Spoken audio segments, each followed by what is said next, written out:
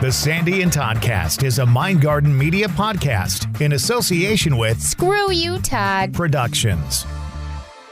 Broadcasting from two very different yet magical places not found on any map. Get ready to discuss the strange, weird, ghostly, crazy, spooky, and odd things that take place around us each and every day. All while having a little bit of fun.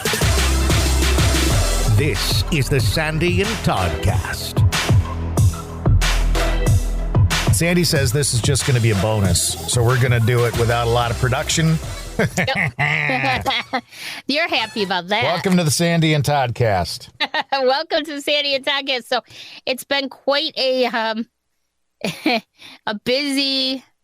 I don't know if busy is the word. I don't think it is. I think that's quite an interesting last few weeks. I think that's a kind and deceptive way of saying it, right? I mean, don't you? You're not trying to be deceptive, but it's what you'd say to not be honest during the joyous time of the year. It's been. If someone had asked me how I wanted the last few weeks to go, this would not be it. You've been sicker than a dog. Yeah, like really sick. Not COVID. I tested twice just to make sure. But you know what? That is something what you had with the cough and all that kind of stuff. Mm-hmm. I know a lot of people who've had that, even around here, and it's not testing as COVID, but they're sick for, like, my good friend Rebecca, who I think I've told you about. I work with her. She works in Madison here. Same thing. Cough, cough, cough, cough. No COVID, but cough, cough, cough, cough, cough. You know what? Here too. And nobody can figure out what's going on. And it's weird because I just told this to Dave yesterday that I've had COVID twice. The first time was, you remember this, was primarily the COVID headache, the quote unquote COVID headache that they call it, where it's your entire head is like pounding for days. And nothing you do gets rid of it. It wasn't a migraine. It was just like this pounding headache all over. Looking back on it, I don't even know how I functioned because it was just like nonstop. Nothing I did helped it. And I didn't realize at the time it was COVID, but my doctor confirmed that is the COVID headache. So anyways, I had that in, I think, the fall of 21. And then I'm not even editing out coughs. In August of 2022, I got COVID. And that was more, now, disclaimer, I have been shot up and boosted and everything. I have every booster, every shot, everything. My last one was in, I think, September. And so I consider myself very fortunate. But the one in 2022 was very flu-like. It was, sorry. It's all right. It was being sick like on Friday, getting sick as a dog with the flu, And then like 3 days later, I was already feeling much, much better. Right. Just tired. And I think I have a little bit of long COVID. My doctor and I were talking about it. I have a little more brain fog, and we all know I have always had some brain fog, but I have a little bit more. I wasn't going to say anything, but I'm glad you did. I'm a little bit more forgetfulness and things like that. And I told Dave the other day, I said, no, this was worse than COVID. This has been worse than COVID because this has gone on for like 2 weeks and it's just starting to let up now. I haven't had the body aches or the fever, but it's all been throat and upper respiratory, nose. I know, it's just crazy. I don't know. We're all getting it and nobody seems to know what it is, but it's not testing for COVID. So I just don't know. But it's very annoying. And so I've been part of the reason why we haven't really recorded as much as we thought we were going to, which is okay. We've been keeping busy in the group, in the Stay Weirdos group and everything, but it's just been a rough few weeks that way. And you've been working a lot. And for me, it's a rough time of year because Right. I lost both my parents around the holidays. Yeah. So my mom, it's hard to believe, but that was 2018 when she passed away. Oh my gosh. 2017 was Thanksgiving where we knew something wasn't right. And prior to Christmas, we had found out that her cancer had spread. My dad's birthday's in December. So that was kind of a memory, right?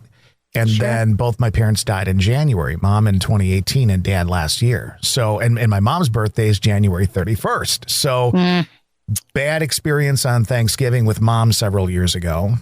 Dad's birthday, knowing that the cancer was taking my mom in December. January, my dad passes away, then my mom passes away, and then my mom's birthday. Not in chronological order, but in order by date. And it's like, this is a lot. 2 of those things would have been more than people could handle. It's and again, a lot of people go through this. And I think that self-care is so important, Yeah, it is, but you're not allowed to have self-care. You're not allowed, you're forced to put up the Christmas tree and hang the lights and you're forced to work like a dog and you're forced to, all that kind of stuff. And, I think a lot of people feel like, I know a lot of people encourage people who are going through like what you go through every year to, get up and do stuff. It'll make you feel so much better. You'll get in this routine and you'll be so busy you won't have time to think about it. But I don't know that that's necessarily the right thing to do. Right. That's sweeping it under the carpet to a certain extent. It's putting a Band-Aid on it. Yep. It's putting a Band-Aid on it. And we all know that the path to healing from anything hard, difficult, traumatic is to accept it and to work through it in your own way. Yeah. I feel like personally, I don't think there's anything wrong with withdrawing during the holiday season if you feel that that's what's best for you. Because we all need that time to ourselves to really, first of all, acknowledge that we feel the way we do, because we're taught from an early age that you should, generally speaking, that you should, put down those feelings, hold them down, keep them away from you, be busy, be cheerful, even if you don't necessarily feel busy or cheerful. I just don't know that that's the right thing for us. I think as human beings, we need to be able to take that time for ourselves and process through it, whether it's every year, whether it's just the first year or the first couple of years, whether it's our whole lives. We don't have a script in life that we have to go by. We're all individuals and we all handle things differently. And so that's why I always said, my brother, when my grandparents passed away, didn't go to their wake or their funeral. And some people were like, well, why not? Why wouldn't he do that? That's disrespectful. That's not disrespectful. That's how he chose to deal with his feelings and his grief.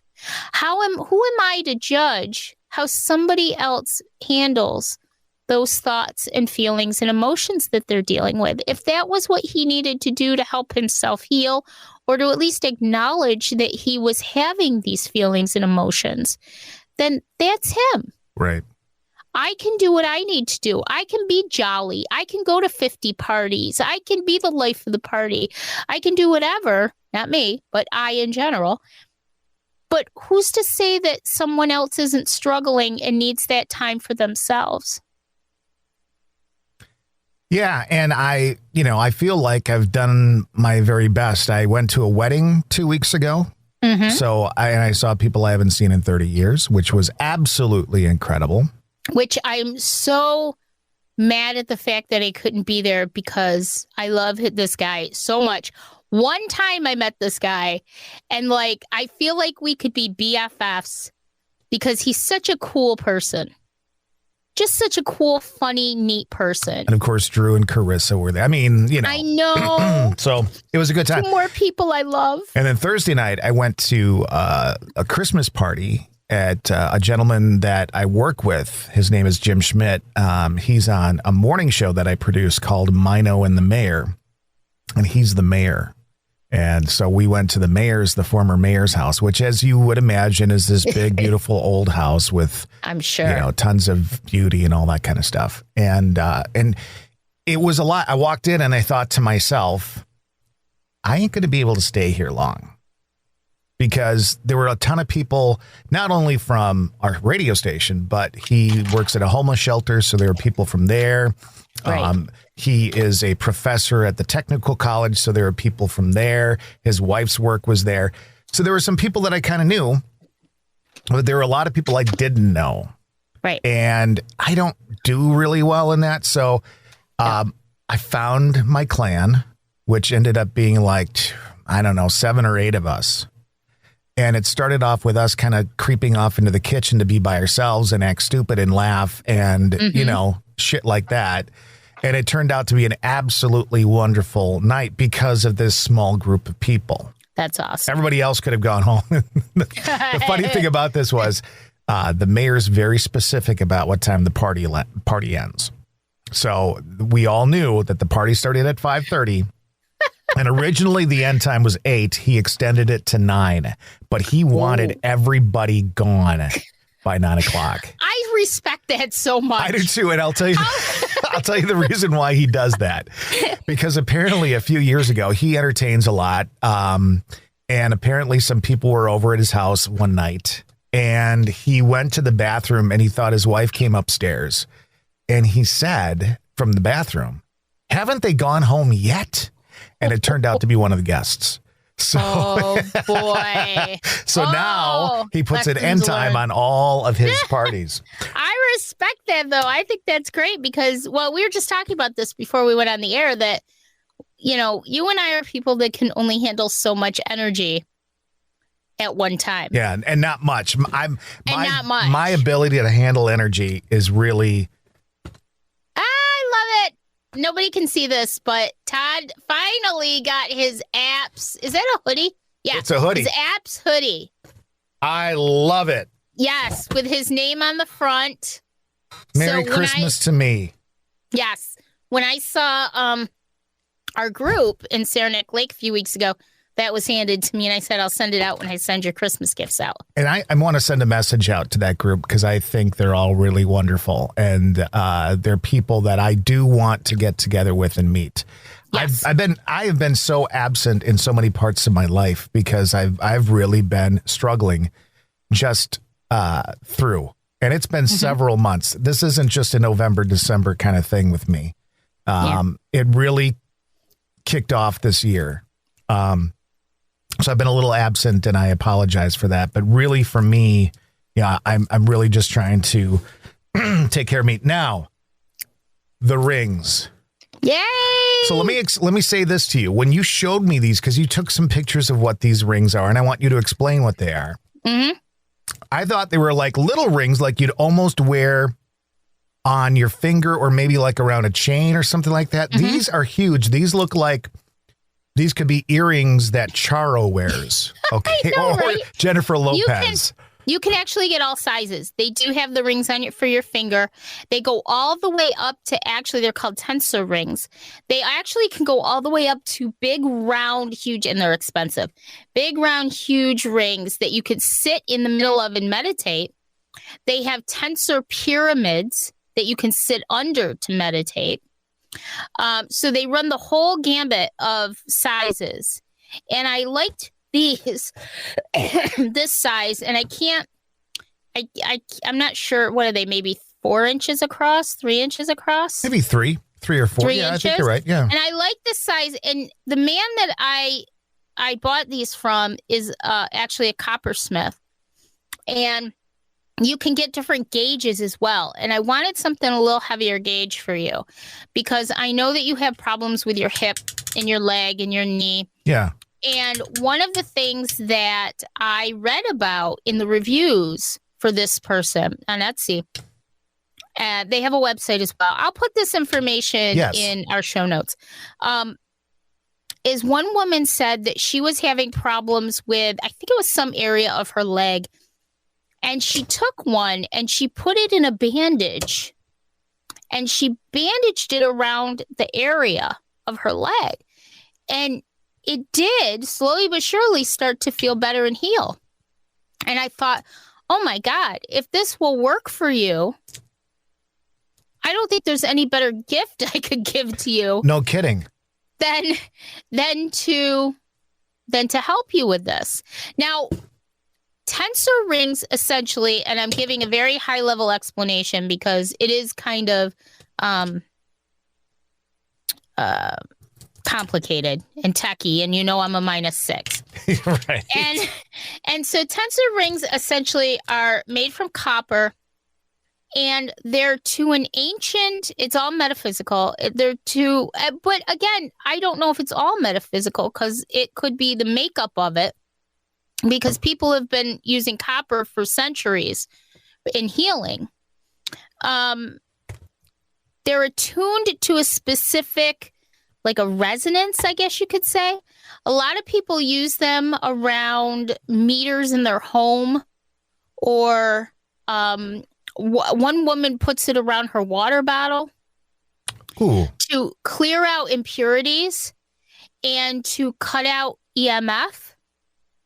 And they're used in healing. They're to a specific size and resonance in megahertz. And so when I was talking about this a few weeks ago on the show, when I was in Saranac Lake at the Metaphysical Expo, I met a lady named Jen who was selling them, and she had a necklace type thing with a tensor ring around it. It had been bent and twisted into this beautiful necklace. And then also I got, and they call them, I think, organite pyramids. They're like the resin pyramids. And I bought one that had Anchi crystals and tensor rings in them.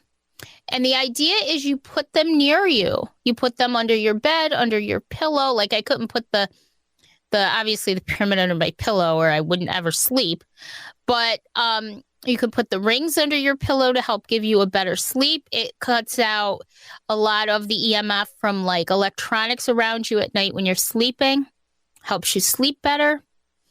I put the pyramid under my bed. I actually have my necklace on right now, and I wear that whenever I possibly can. It's to give you a feeling of more peacefulness and calmness because it's cleaning out a lot of the negativity, not just emotional, but physical as well, the EMF, the impurities in the water that you drink, all that kind of stuff. So after using it for a few weeks, I started to really believe in it because I was sleeping better and I was feeling a little bit better. Of course, this was before I got sick. And so I thought, what better gift, especially after reading that review about the lady's leg. I mean, it couldn't get any more specific than that. And I said, what a wonderful gift this would be if I could get these for Todd. And actually, your sister's wife messaged me to ask me about them too at one point and is getting some for your sister. Excellent. So I gave her Jen's information, but you can get them pretty much anywhere. I would look for somebody with very high ratings that you can trust. And I just felt like this was what I needed to get you for Christmas. So he sold them in sets of 2. And I got you the heavier gauge and the larger ones because I thought that would be good for you because you could use one for, to try to heal the leg and help the leg, one under your pillow at night, your water bottle, whatever you feel like you need to do. And we all know that high EMF in a home or a building or a room can actually bring on, they call it a fear cage, can actually bring on feelings of paranoia, unease, illness. So, a lot of people use them for that. And so I'm just hoping that it works for you. And I know a lot of it is setting your intention of this is going to work for me. So I really wanted to get that for you. I appreciate that. You're welcome. I love you. So another thing, speaking of you and I, I just realized this yesterday. Dave and I went out for a little bit because I need to get out of the house. And we are going on 4 years since we met already. That's a shame. Isn't it? It's sickening, to be honest with you. But yeah, 4 incredible years. And when you and I said that, when we were just talking about the wedding and Drew and Carissa, it kind of really hit me that, you know, our worlds have come together in ways that I don't think we ever thought about. And like, I'm really hoping that you get out here in the coming year so that you get to see all of my world. And you also get to meet all of the apps people and experience some of the cool stuff that's going on out here. So it's just, you know, I appreciate it. I appreciate you. And I appreciate, you know, our two worlds kind of coming together. So just thought I'd mention that 4 years. I kind of lost track of it, but 4 years. Kind of crazy, ain't it? I know. It is. What, now you said you were out yesterday. You had to get out of the house. Yeah. And of course, when Sandy goes out of the house, 2 things. Number one, the vehicle they drive in automatically takes them to a cemetery, and she usually loads up some sort of paranormal equipment. I can't escape it. But I will tell you this. All right. So I'm not sure who is familiar with the story that I've told a few times of the Foskets. And I will abbreviate it as much as I can, the Foskett family. But 2021, our first trip, this is all related in this episode, which is funny. Our first trip out to see you, it was September of 21. And we stayed in Chicago for a couple days before driving up to Oshkosh to see you. And so one of the places in my life that I've always been drawn to, always been fascinated by, always wanted to visit, but never thought I would, was a cemetery in Midlothian, Illinois called Bachelor's Grove. And Bachelor's Grove Cemetery is pretty famous. It's actually considered to be one of the most haunted cemeteries in the world. And especially in the United States, there's a lot of stories associated with it, a lot of legends, including gangster legends, because there's a pond, a really disgusting looking pond right next to the cemetery. And legend has it that some of the Chicagoland gangsters would dump bodies in this little pond. And so not only is it ghostly legends, but there's also gangster legends. I've always wanted to go there. Never thought I would. So when we were in Chicago for a few days, a couple of years ago, I said to Dave, well, we can't not go. So we went down, and I didn't take any equipment with me. Didn't even think of it, to be honest with you, because I really wanted to just go and take it all in and see what I felt. It was at the beginning, I think, of my leveling up journey. Yep. And so I just kind of wanted to see what I felt. Nowadays, it would be much easier for me to go into a place like that and just pick up immediately. And if I brought equipment, it would just confirm everything. But I just decided not to that time. And I did. I picked up on some emotions and some feelings. We didn't have anything really paranormal happen, but I did feel a lot of sadness when I was there. And I think that sadness stemmed from the fact that not so much that the energies, the spirits that were there were sad about their death. They were sad of what happened to that place after their death. And the horrible, I'll put a link for Bachelor's Grove if anybody's not that familiar with it. There was a lot of desecration and graffiti, and just, it's much better than it was now because people actually started to take control of it and take it back from the vandals and the horrible people and the cultists and all the craziness that was going on there. And so when we were there, I took a bunch of pictures of it. And when we got home, I was looking through the pictures, and one of the pictures was of a gravestone that was kind of laying on the ground, Alva Orlando Foskett. And I love my Find a Grave. And so all of the people, all the stones that I took pictures of, I would look these people up. And I looked up Alva's information on Find a Grave, and I traced him back to, believe it or not, Herkimer, New York, which is literally 20 minutes from where I live. Yeah.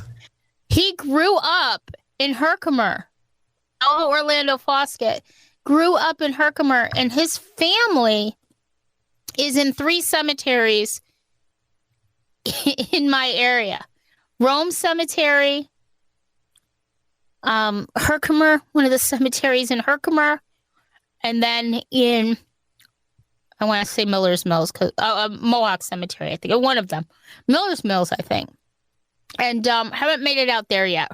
Still concentrating on the Herkimer Cemetery. I think so Dave, just so you know, that will be happening. That'll be happening in the spring. He already knows this. So what we did was, I was just flabbergasted.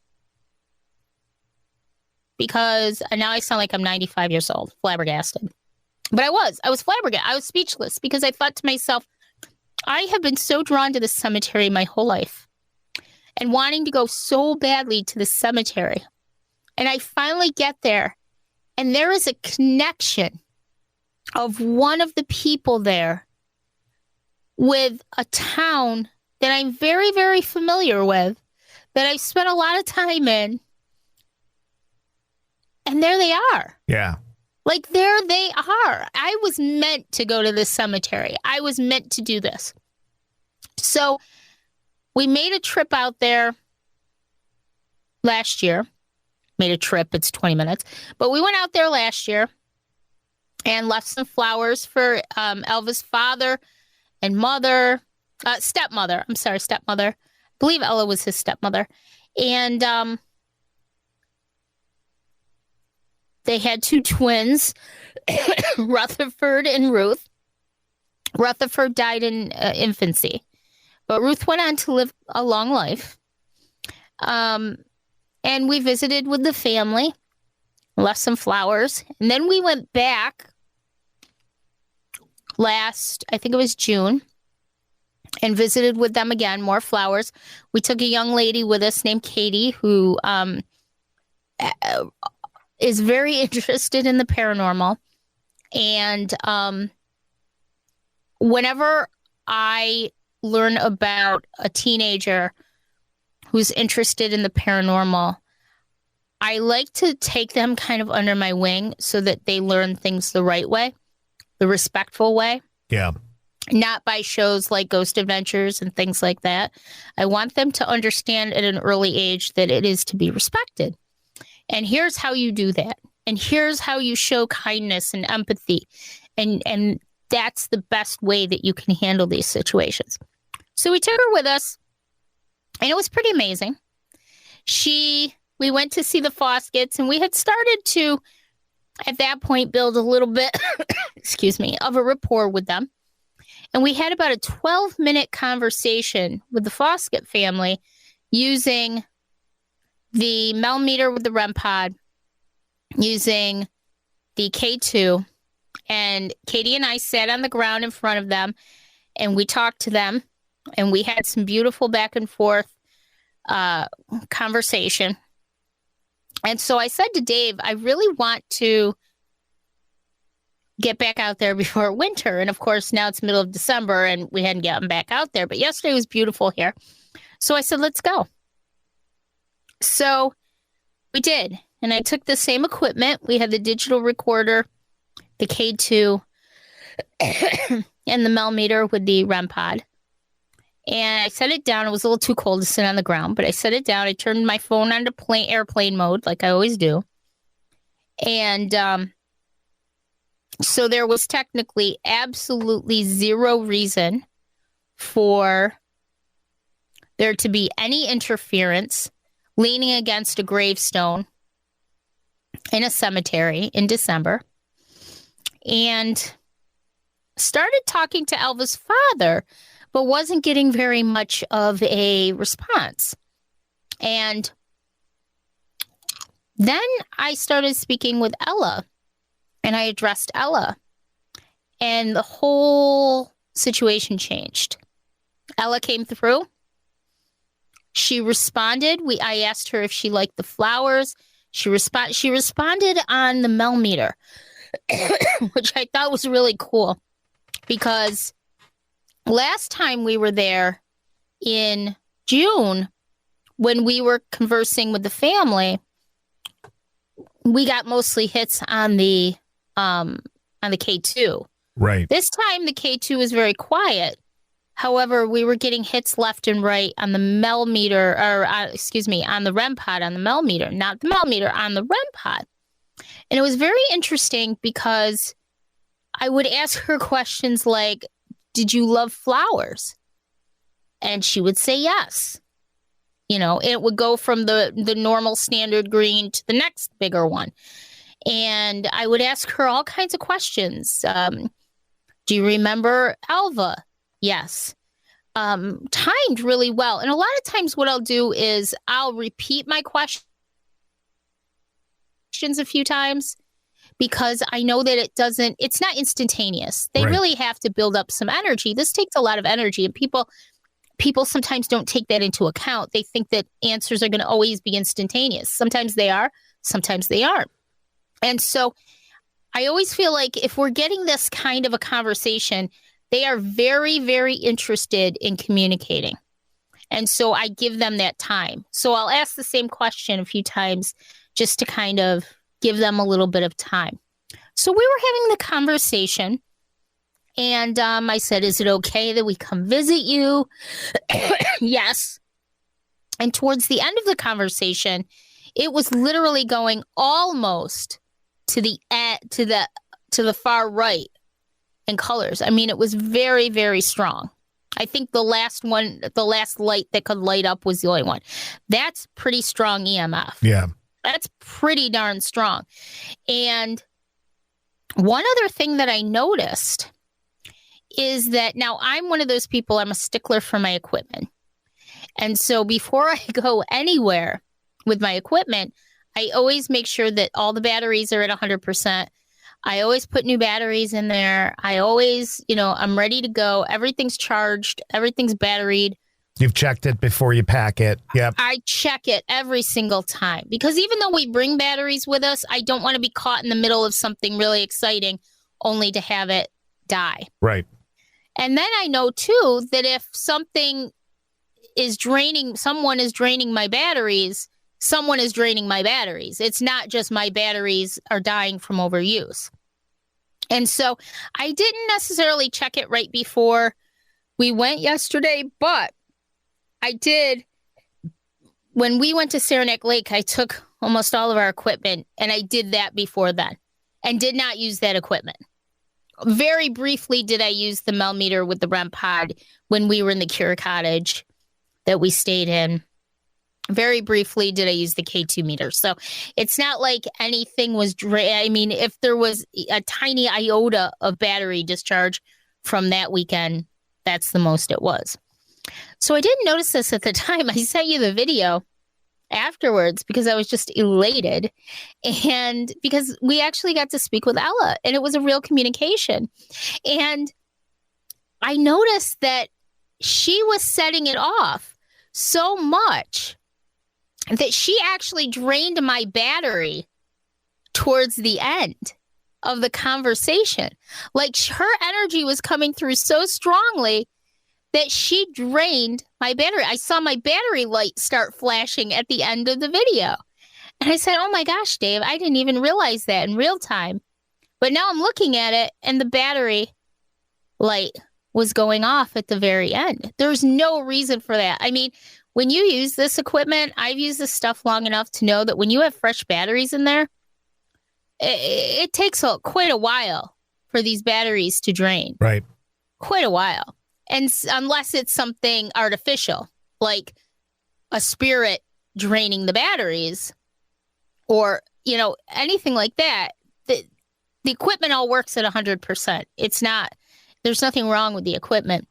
So I was just amazed by that. And I remember riding home yesterday with Dave and saying, because I was just euphoric. Because when something like that happens, it's such a rush. It's so exciting to know that you intelligently were talking to someone who's no longer walking this earth. But then I said to Dave, when that all comes down and you start to really think of it, you think, oh my gosh, I was actually talking to someone, connecting with someone not of this earth anymore, who's no longer living. And I had this connection with someone, and it's so personal, and it never gets old for me because, again, I want to learn and I want to teach. I want to spread this awareness to people. And so it just brings me back to the story I told you before we went on the air about my gallery reading with Christina in Saranac Lake a few weeks ago when my grandparents came through and my grandfather said something through her that only he would say. And he said, see, I always knew you were the smartest one. And I can't help but think that he acknowledges the fact that I understand that there's more to this than just our physical existence. And he always knew that I was the one who would know that. Yeah. And I just think that's amazing. And so it was a very emotional connection yesterday because it was really, we talked about this over the last few months that I wanted to take some time off. Right. From full-on communication. I did a little bit, excuse me, I did a little bit of it. Oh my God, I'm going crazy. I did a little bit of it in Saranac Lake when we stayed in the Cure Cottage, but nothing like this. Yeah. And this actually really takes a lot out of me too, because it's a give and take sort of communication. And so it was just a very emotional, but in a great way, very emotional, great way type of day. So I want to edit the video down a little bit because it's kind of long. And then maybe I'll put a portion of it up in our group. You should definitely do that. Can see it. Yeah. It's so cool. It's cool. It starts off and you're like, okay, because you're like, oh, this was incredible. And I'm looking, I'm like, yeah. But then all of a sudden it kind of kicks in. You're like, oh, okay, now I know what she's talking about. And what was interesting was last time we were there in June, Alva's father came through more, I think, than anyone else. And this time, he wasn't very interested in communicating with us. Because he got to know you. I mean... I know, right? He knows me now. I'll skip this crazy bitch. This crazy one. But Ella was more than happy. I think one of the things, I was thinking about this, one of the things was that she obviously, from our conversation, loved flowers. And the fact that we brought some flowers may have kind of kickstarted her desire to communicate. Opened up that line of communication. Sure. Yeah. Sure. A memory from when she was living. Maybe she had a garden. We don't know. So I just thought that was so cool. So that's what I've been up to. So I think I'll hibernate a little bit longer. I won't be going to many cemeteries now.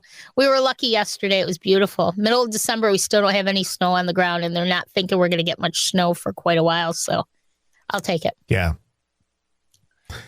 All right. Well, that's it. To everybody listening, we wish you a happy holiday, whatever your holiday may be. And that's right. Looking forward to a wonderful 2024 for all of us.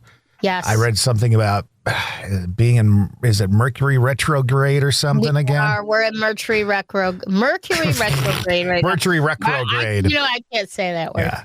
Mercury retrograde. Which I don't know what that all means exactly, but it seems like we were just in it and then we were out of it and now we're back in it. And it's essentially a time of mental chaos for a lot of people. Well, good. That's exactly what we need more of. What we need now is more mental chaos. Jesus. But I will say this. I love you. Love you too. And I think that this will be a good year for us because we're going to make it one. It's been a rough couple of years, but we're going to make it a good one. So let's do it. And thank you to everybody who follows us, supports us, listens to us. We've been doing this now for what, 3 years? I'm laughing. Like 3 years now. Is it? Almost 3 years. Well, if we've known each other for 4 years, it's got to be coming up on 4 because we didn't go a whole year without doing a podcast. Yeah, the first year we didn't really do much of anything. Oh, really? I think it was 21. I thought we met in whatever year it was, but I thought we met like in November, December. And then by March, we were going. So it's, no? No, it was because that's when COVID hit.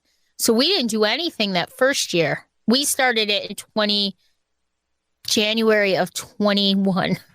No, you're wrong. And here's why. Because I had my accident in January of 21 when I fell down the stairs. That's 2 years ago already. That's going to be 3. Yes. All right. I got to look this up now. It's 4. The podcast is 4 years old. How is it possible? Because we talk about absolutely nothing. So we don't. We just give a lot of our opinions. We just give our opinions and stuff. So I can't believe that. Oh my gosh. Yeah, I fell down the stairs the New Year's Day on 2021. That's awful. Well, that's something I don't want to think about anymore either. That was horrible. And then you're like, you saw the black birds. You knew this was coming. I'm like, I had no idea that birds were connected to falling down the stairs. Right. So, all right. We're out of here. Happy New Year. Happy whatever you celebrate. Just have a joyous time. And that might include just some self-care and being by yourself and taking care of yourself for this holiday season. Yep. You may just have to say, fuck it. I'm going to do my own thing. That's right. Whatever that might be. I personally will be eating Chinese food. I was just going to say that might be sitting in front of episodes of Bewitched, eating cold macaroni and cheese out of the container because you're so depressed. And some ice cream out of the container for dessert. And, that's the way it works. So I look forward to Chinese food once a year. I have no idea how I've been able to eat as much food as I have in the last couple of weeks. Because, I eat a meal, and then I'm like, well, I'm just not done yet. Something else. And then there's candy for Christmas, and there's cookies. Horrible. And I don't know why I time it this way. But I go see my endocrinologist every 3 months. And he takes my A1C every 3 months. And I have a really good A1C. Like, I average anywhere from 5.3 to 5.8. During the year, I'm really good. But I always schedule it so that it's in January, right after the holiday season. And then it's in March after my birthday when I get a cake for my birthday every year. Never fails. I do pretty good still, but that's when it's on the little bit higher, like 5.7, 5.8 scale. So I should probably try and skip that every once in a while. But I think I'm going to try and get on Ozempic or whatever that is that they give people for to lose weight. I know people on it, and it's helped them quite a bit. Well, let me call my doctor. So I know it's helped them quite a bit. So because nothing else is going to slow me down. It's like nothing's going to stop me now. That's right. Ain't nothing going to break my stride. Ain't nothing going to stop me from eating. Oh no, a lot. All right, enough singing. All right. Happy holidays, everybody.